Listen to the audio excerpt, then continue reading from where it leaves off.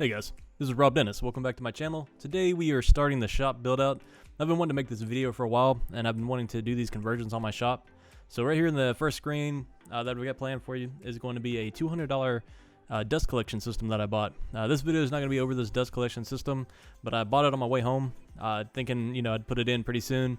But I was definitely trying to get my miter saw station built first, and that's what this video is going to be talking about. But if you guys are interested in a decent dust collection, I've done a lot of research on this. I've watched a bunch of videos, went through a ton of reviews on it. It's about $200 at your local Harbor Freight store, and you can get a coupon for it. So if you buy that for the $200 and then buy the $100 accessory kit for it, the coupon will save you about $42 if you combine it with the Harbor Freight membership. The membership's $25. So they talked me into it because that $42 was already canceling out what I was going to pay for the membership fee. So with a coupon and saving money off the membership fee, seemed like a worthwhile idea, especially since I've got other stuff I want to buy. Because I'm thinking about buying a portable welder just to kind of start welding a little bit. I haven't done any welding since I was in high school. So, it's been about 20 years. But this is my overall shop. As you can see, the previous owner put up all these shelves with the L brackets. They put up all the wooden paneling on the walls. There's also a bunch of pegboard throughout, and then just random hooks spaced throughout that I've moved around a little bit for my current use. But I really needed to get in here and get it organized, but I wanted to wait until I had an actual plan in mind of how I'm going to lay my shop out.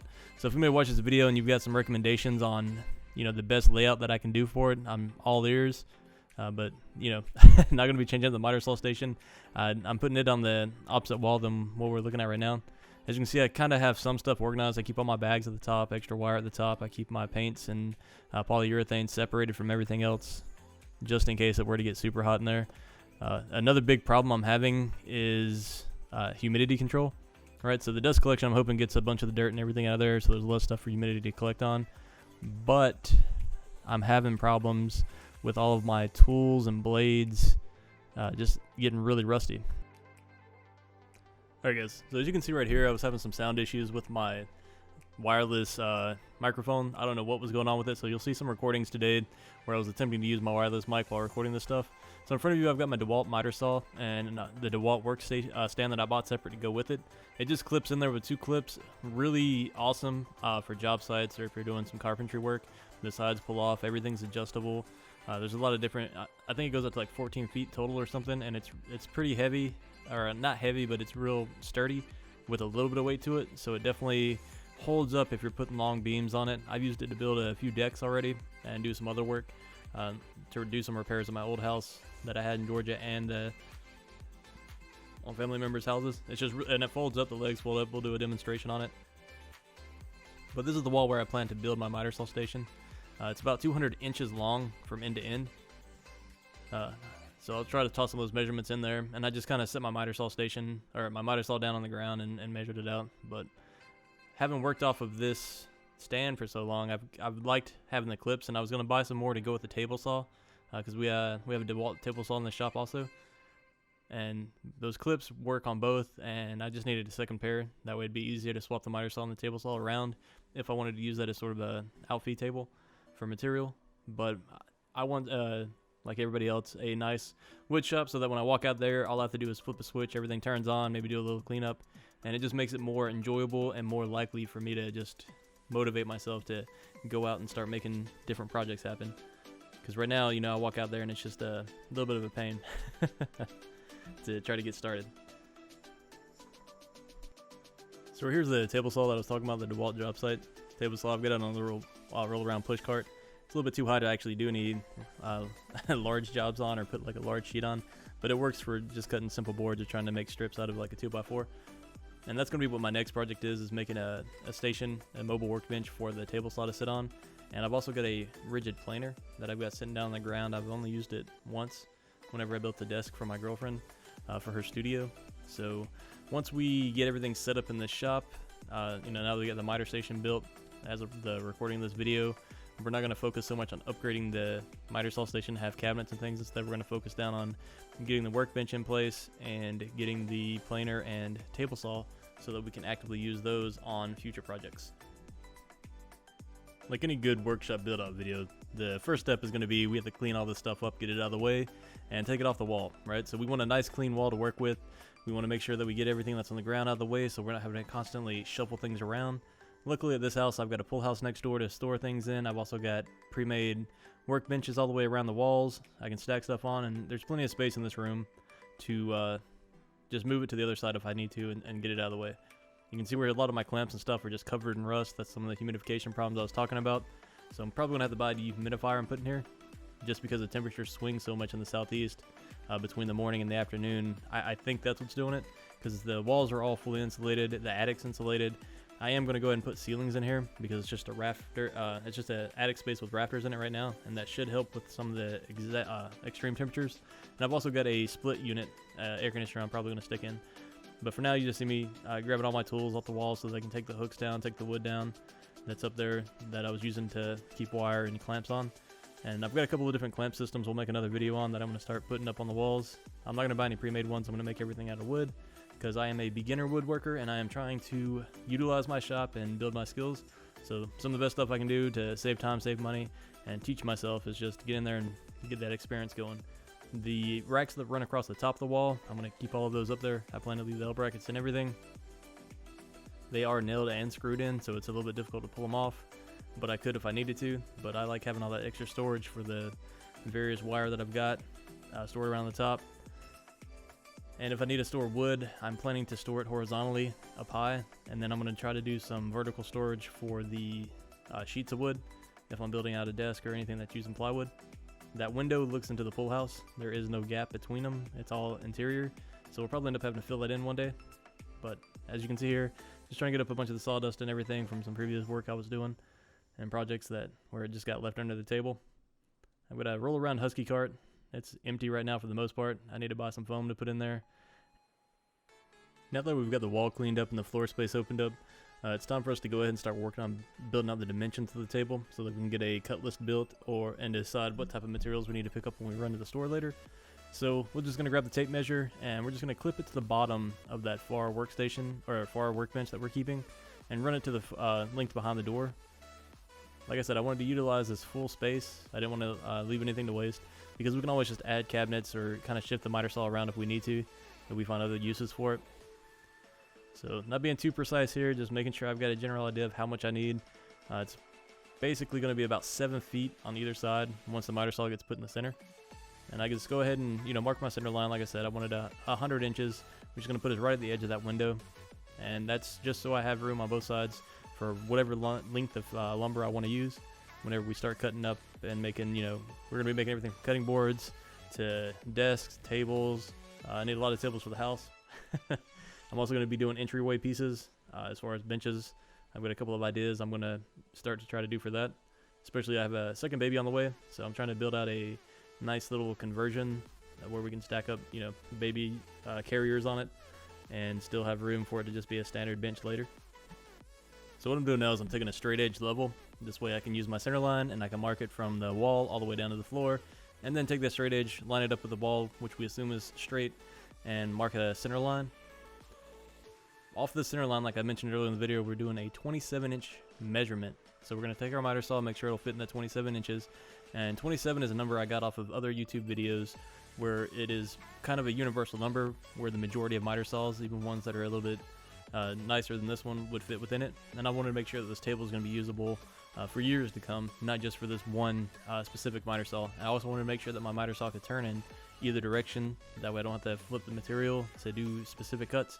Because I am new, I know I'm going to be making mistakes, so the easier I can make it on me to not make those mistakes, because a lot of the learning I do is visual, it's just going to make life quicker, basically, or easier on me going forward. So I'm taking my center line mark, and I'm just doing 13.5 inches from either one of them with the tape measure, and making sure that it's outside the miter saw. Like I said, I like to look at things visually just to make sure it's going to work out for me anytime that I can, because a lot of times, we may try to think of everything, but we might miss something. And this just helps us avoid making those mistakes. Again, we use the straight edge. That way we can kind of carry these lines out. That way when we come back to build the table, we've got our marked points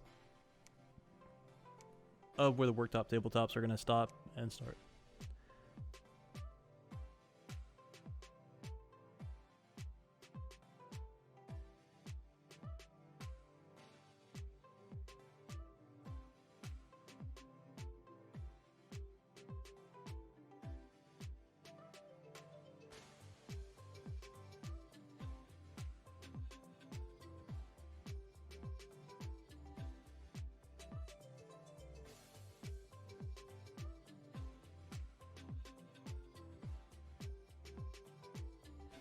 The next step in this process is going to be try to check out the depth that we need to build this workbench.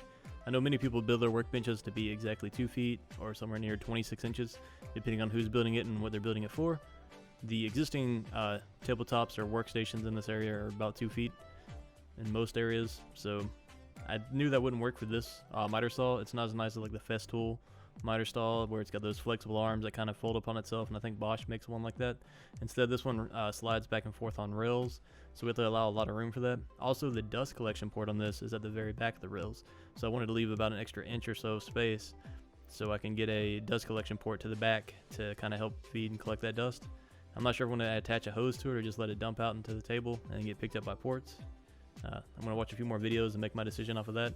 But as you saw, I went ahead and I turned the miter saw in both directions, and then I slid it forward and back just to make sure it would get the full clearance that it needs. Again, you can see the rust that built up on the rails. Like, that's all in the last few months, just from all the rain we've gotten. So I've got to figure out how to clean all that rust up so it slides nice and smooth again. It still works, but I'm going to have to, I just don't like my tools being that torn up. Alright, so here's the dust port that I've got my hand on right now. And like I said, I'm trying to leave space for that just to make sure that we can get as much dust out of the air as possible. I mean, I've worked in shops for a long time on construction sites, and just having dust in your face all day, every day, one, is extremely unhealthy, and two, it's just an annoying environment to work in. You definitely get tired of it pretty quick, you know, blowing stuff out of your nose all the time. You'll go in and start coughing out all kinds of dust. So, not very healthy, but we're going to try to fix that as much as we can. As you can see here, I've got the tape measure laid out next to it. We're about 32 inches in, so not quite 3 feet. So I'm just going to go ahead and build the tabletops based off of this measurement at 3 feet. Pretty wide, but once we put cabinets on it and do some other upgrades, it'll be, you know, it'll work out pretty well. We'll do maybe some slides or something to bring stuff closer if we need to.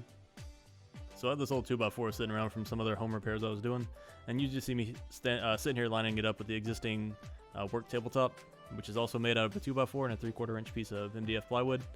I was smart enough to put the box of screws next to me within arm's reach, but as you see, I'm looking around lost for a level because I was not smart enough or planned out enough to go ahead and have it within arm's reach. So having to put a center screw in to support the weight of the wood while I reach behind me to grab the level, finally get it put in place, and that's when I noticed it's a little bit high on the left side. So we're going to have to pull that center screw back out, lower it down, and get it level.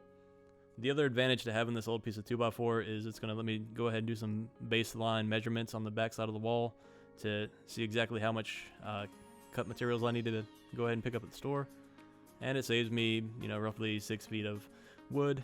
And with lumber prices being at an all-time high, you definitely want to reuse as much material as you have around the house just to save a few dollars. Because right now, I think a 10-foot 2x4 is about 11 bucks, $9 to $11 depending on where you pick it up at. So we're just going to go ahead and toss in 6 screws, 2 on either end, 2 in the middle. Make sure we have plenty of support. And it was really nice and easy thanks to, you know, the walls already being built out. So what kind of woodworking video wouldn't be complete without a trip to Home Depot or whatever your big box store is? So this is us trying to, you know, go in, grab the lumber we need. We've already done our measurements, so we have a rough idea of what we're picking up. In this case, we needed to get 3 sheets of 3/4 inch plywood to make the tabletops out of. We also needed to grab 2 half-inch sheets of plywood that I'm going to use to create a box around the miter saw to help with the dust collection system. Granted, that'll be a little while before I put that together, but I wanted to go ahead and pick it up before wood prices get any higher than they already are. So I was kind of looking around for just standard plywood, and they were actually sold out except for one single sheet. I got my son here with me and my girlfriend, my baby mama. You know, we like to keep the family stuff going, so brought them along, and she decided she'd record some of this for me, and very appreciative of it. So just, you know, my struggle to try to find a decent replacement, because the standard sheets of plywood that I was trying to buy, they were going to be about 48 bucks a piece. We ended up having to go with some redwood.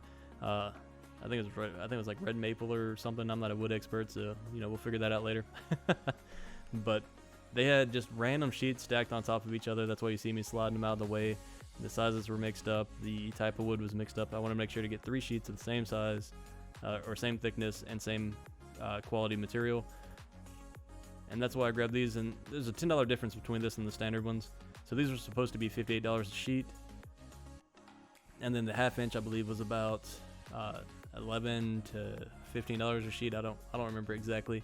A lot cheaper for the half-inch than it was for this 3/4 inch. Now that we have all the sheet material that we need, we're going to run over, grab the 2x4s. This is what we're going to use to make all the supports out of, do the railings. As you can see, I'm grabbing a 12-foot piece first, right? This is the last piece that I need to put along the back wall. And then I'm going to grab 10-foot pieces, 6 10-foot pieces for a total of 60 feet of length. Instead of grabbing more 12-foot boards, I realized that I wasn't going to have enough material left over after making the cuts. So it would have just been a waste of money, waste of material. That's why I went ahead and decided to go with the 10-foot boards, because I knew I was cutting 7-foot lengths. But I didn't want to go with 8-foot because there are a couple of pieces that were going to need to be cut longer. Of course, we'll trip to the hardware stores complete without having to visit the tool aisle, and make sure you pick up some new tools. In this case, I wanted to get some wood chisels because I saw some people do some pretty cool things with them, and I didn't have a set, so I thought I'd go ahead and buy a standard set that you can get at any big box store just to get started. You know, I have no idea what quality these are, which ones would be considered good or bad, so I just went ahead and went with the DeWalt ones because a lot of the stuff I have is DeWalt, unless we're talking about my portable tools, and all my portable tools are Milwaukee. So I just grabbed what, you know, seemed familiar, and that's about the best I could do with my limited knowledge. Son, of course, is with me, little Jace, just excited to be out and about. He doesn't get out too much nowadays with everything that's going on, but decided to bring him along with the girlfriend and headed over to the adhesives aisle now because I was out of wood glue. I had left the top off my last one, and after about a month or so, I guess it's probably pretty dried up and hard, so I wanted to grab a little bit of Tight Bond.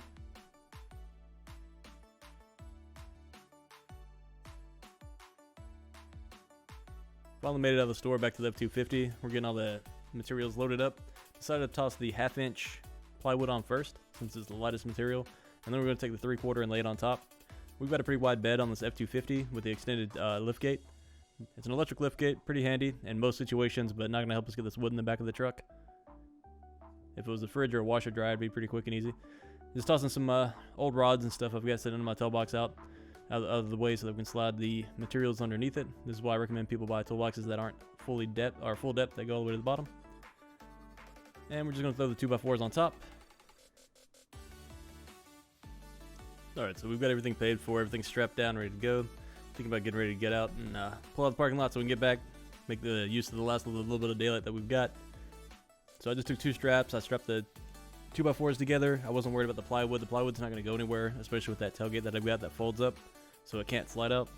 But I made sure everything was nice and tight and pulling against each other. That way, even if it rotates or slides a little bit, with it being flush up against the back of the bed of the truck, it's not going to go anywhere. So it's pulling it towards the bed and it's pulling it against each other in either direction. So they're not going to fly out. And definitely something I don't ever want to see or be responsible for is material getting loose on the road. Alright, so now we're back at the house. You can see it's starting to get dark, or not as bright outside. It's the end of the day, the sun's starting to set. I got my work truck in the way because I was pulling some of the tools and stuff I use. A lot of it's my personal equipment out so that I have it available as we work on the shop. I also had a bunch of stuff in my garage that I decided to toss in the back of the truck and pull it back to the shop, so I wasn't having to make so many trips back and forth. You know, just trying to do some cleanup as we go. And that's all the wood that's sitting there. I'm just going to have to squeeze it in between that big bush that needs to get trimmed back and the work truck.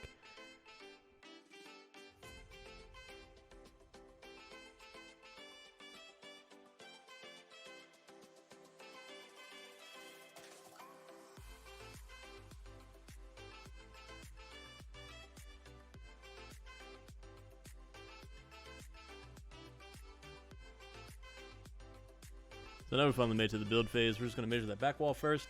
That way we can put up the last piece of the railing we need before we can start building out the rest of the frame. Some people like to do this all on the ground and just pre-make the frames, and that probably would have been easier if I just built 2 7-foot frames and then built a third piece in between to connect them together for the miter stall itself to sit on. But being a novice, I just went ahead and decided to do it this way. That way I can make sure my measurements are good as I go, instead of trying to make sure it's accurate while building it on the ground and then putting it on the wall. So toss up the tape measure that last rail, and it is very snug in between the other rail that we already put up and the door frame. If I had thought about this before, one mistake that I do make here, and I'm not going to fix it, I'm going to leave it as is because it doesn't really bother me that badly, is I probably would have left a little bit of room for the door to swing open, because the door swings into the miter saw station as I have it built now. So I could have probably kept another foot to 2 feet of space behind the door, and that would have let it swing freely. But as you can see, I butted up right against the door frame. I also make sure to line the screws up with the studs that are behind the wooden boards, just to make sure we have that added load bearing whenever it's on the wall. So here I use a speed square, just go ahead and mark out my lines, and I try to get everything lined up, or I pre-mark multiple sides, that way I can make multiple cuts without having to constantly bring it up and down. And this is why you build a miter saw station, right? Is so you can just put in stop blocks.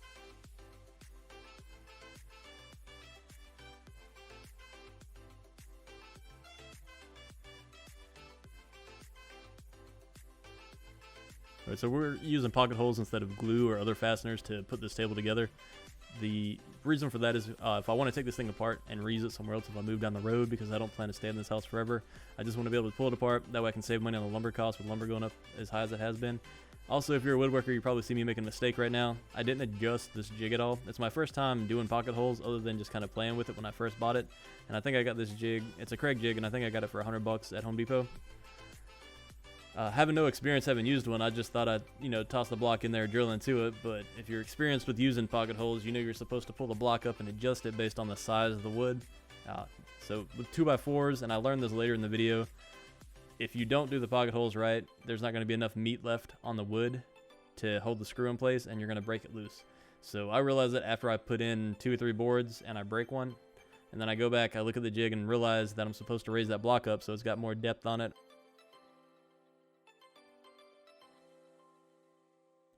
So what you see me doing here is more than just playing with my wood. I'm verifying the distance from the wall to the cabinets above it. That way I can make sure I can still reach it. Since I'm doing such an extended width on the tabletop of 3 feet, and the extra inches from the 2x4 being mounted to the wall, so it's a little over 3 feet. I just wanted to make sure I would still be able to reach across and grab them. Even though I plan to build better cabinets and permanent structure to it, for now I need to make sure I can still get to the fasteners and things I've got inside of those bins.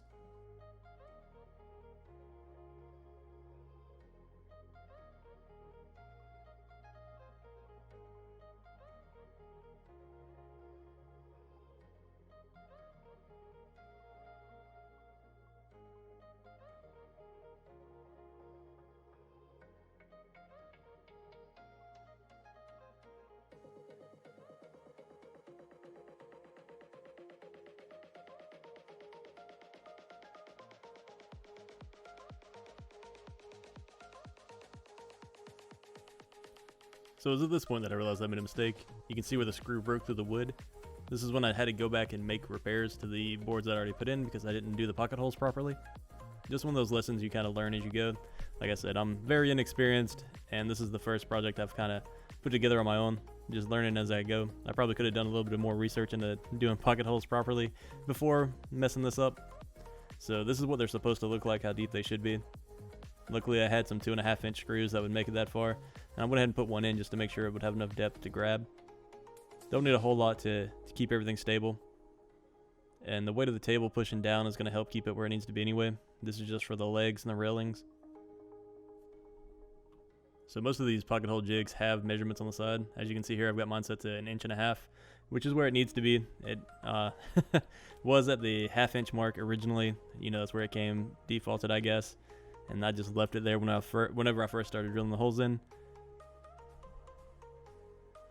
Alright, so what we're going to do now is we're going to start putting the legs in for the workstation. I'm just going to attach it directly to the wall. This wood's pretty hard, so if you could hear the impact driver, it's definitely putting in some work to get these 2.5-inch deckmate screws through the pocket holes and into the boards. I could have done these flat facing, the wider side on the ground, but I wanted to do it like this so that I'd have a raised area off the ground in case any moisture or water were to leak into the floor of the workspace. Everything that I have, because I plan to build shelves or cabinets eventually on this lower side, and I want to make sure everything was going to be raised up a little bit, just in case. I've already had those humidification problems. I tend to have bad luck with a lot of these things, so we're just going to try to avoid it. I'm also going to take the level, and I am going to make sure that the leg as it comes down from the top to the ground is level in all directions, and that way it should help support it, keep it nice and strong and against the wall. And when we get the plywood on top, the 3/4 inch, it's just going to be added weight that pushes down, so this thing's not going to go anywhere. It's not going to be moving. I'm not going to attach it to the concrete. I could. I do have a powder actuated gun that I could use to attach this to the ground, and I've got the bolts and everything to do it with, but I didn't think it would be worthwhile. Once we get everything built in and square, it's going to hold itself in place. Now that we've completed the measurements, we've also completed the cuts. We went over to the pocket hole jig one last time before we put the railings and the legs in. We're knocking it all out at once. Doing things like this and these repetitive actions makes the process faster and quicker, so we're just trying to be as conservative with our time as we possibly could be.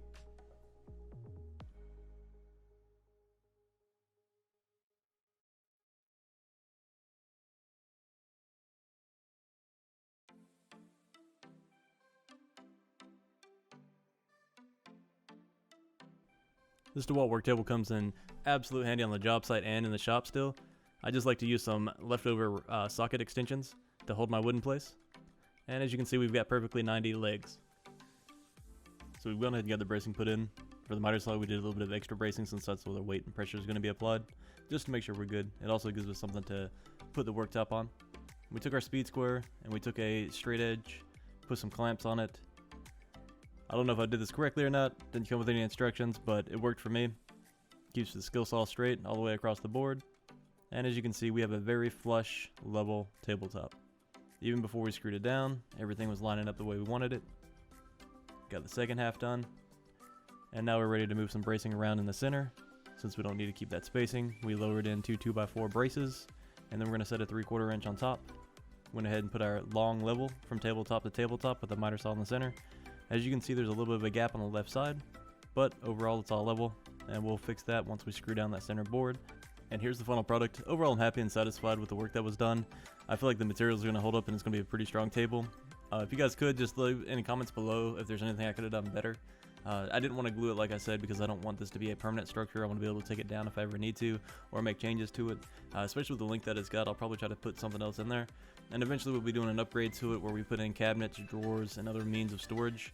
So hopefully you guys keep following along. If you could, like, subscribe if you made it to this point in the video. Appreciate any advice you have. Thanks.